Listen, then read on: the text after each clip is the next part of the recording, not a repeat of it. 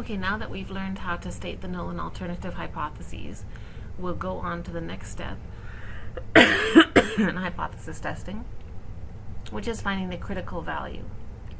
Okay, so before we go on and learn about that, let's just make sure we remember that the null hypothesis always has an equal sign. Okay, it can have straight equals, it can have greater than equal, it can have less than an equal. Okay, and then the alternative is always either it's going to be not equal to, less than, or greater than. And we know what type of test it's going to be from the alternative hypothesis. Now, if this is confusing to you, you need to look at the previous video. Okay, so let's just go forward into these slides.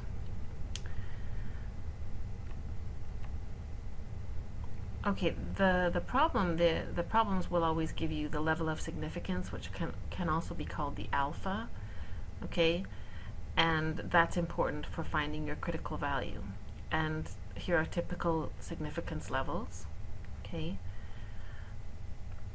I'm trying to get down to a problem. Yeah, this is just step 2 in the hypothesis testing.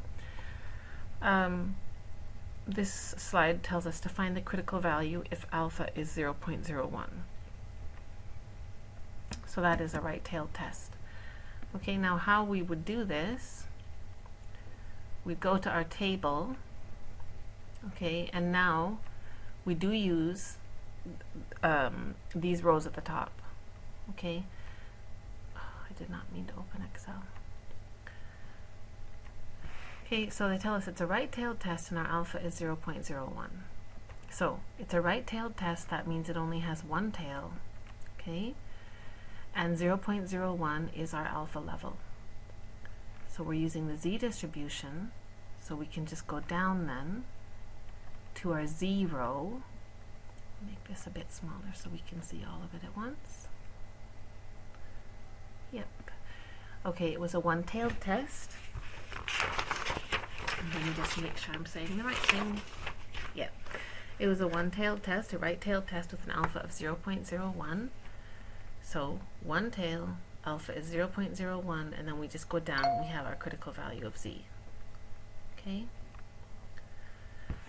So, as I mentioned in class, you do really need to know how to draw this. You need to know that, because then hypothesis testing is quite straightforward if you understand what's going on. So just by using our table, we found that the critical value 0.01 is 2.326. So our critical value of z is 2.326. And it's a right-tailed test. So what that means is our rejection region is going to be in the right tail of the standard normal distribution. Okay. This will be our rejection region. Rejection region.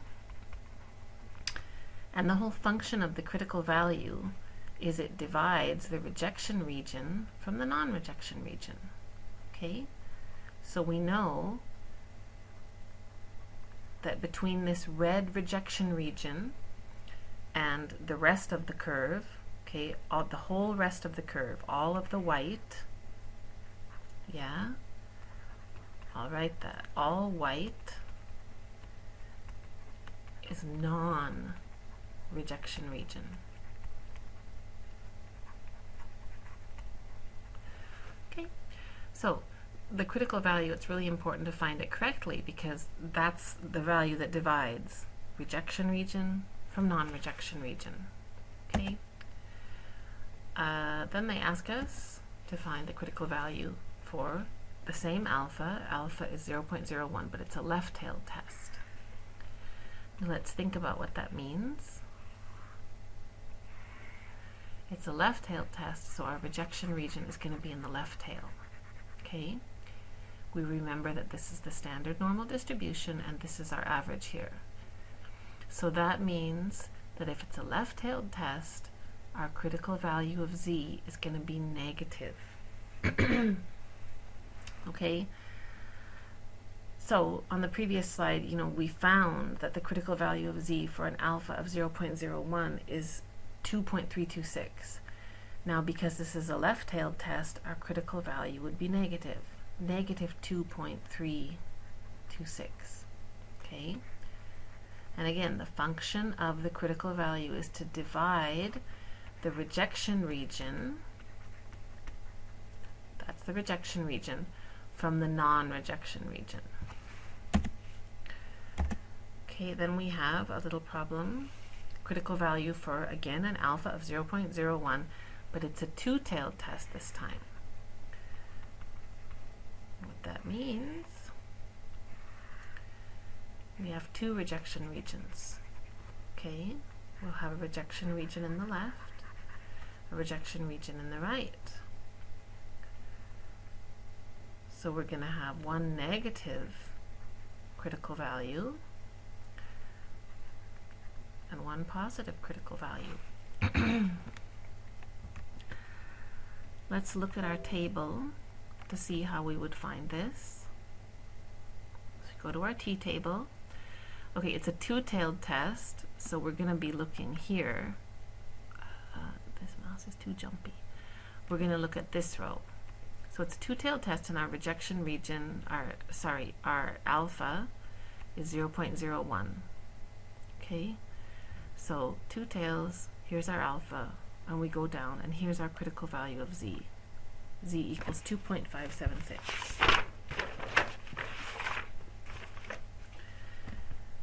2.576. Now, when we go back and we look at our curve, our critical value of z, if it's a two-tailed test, it's actually plus and minus 2.576. Okay? Because in the right tail, your critical value is positive. But in the left tail, your critical value is negative.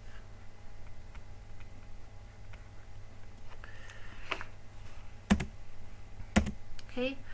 So the next slide just shows that kind of much more neatly than I sketch my curves. Okay, one tail versus two tail test. Okay, it shows the rejection region, non-rejection region. Yeah, the function of the critical value separating the rejection region from the non-rejection region.